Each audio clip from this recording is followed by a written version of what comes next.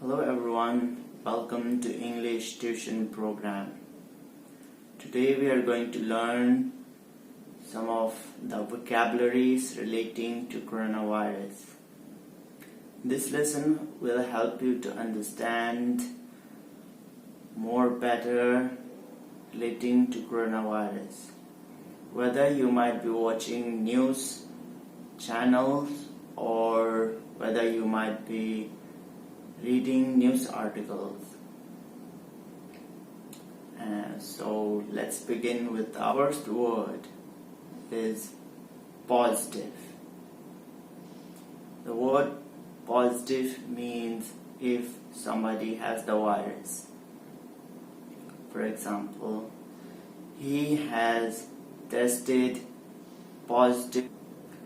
He has tested negative for the coronavirus. The word negative means if somebody doesn't have the virus. There are a couple more ways to say if somebody has the virus or not. But I have listed these two words in this lesson because this I felt like this was a little difficult to understand, because these two words also have another different meaning in another context. So let's move to the next word, which is social distance. Social distance means when we are trying to reduce the contraction with people. For example, sentence would be, we have to do social distancing in order to lessen the spread of coronavirus. We move to the next word, which is contagious. Means which can pass easily. Example, coronavirus is contagious. We move to next word, which is restriction. Restriction means the limit. When you have limit of doing something, right? The sentence would be, the government made the restriction before opening the restaurants, cinemas, and stadium. Word is outbreak. Outbreak means when it happens suddenly. The sentence would be, the disease on Wuhan was an outbreak. We'll move to the next word, which is epidemic. Epidemic means when it's the spread of disease very quickly. For example, the coronavirus is epidemic. We have another word, which is pandemic, and this is very similar to epidemic,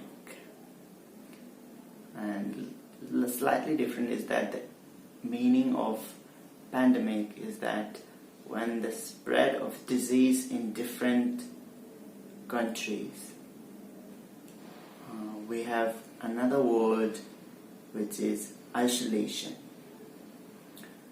The meaning of it is when we separate ourselves from people, or the government suggest us or request us to do to be in isolation. We have also another word which is also very similar meaning, which is quarantine. Not quarantine, but quarantine. To separate yourself from people and sit separate.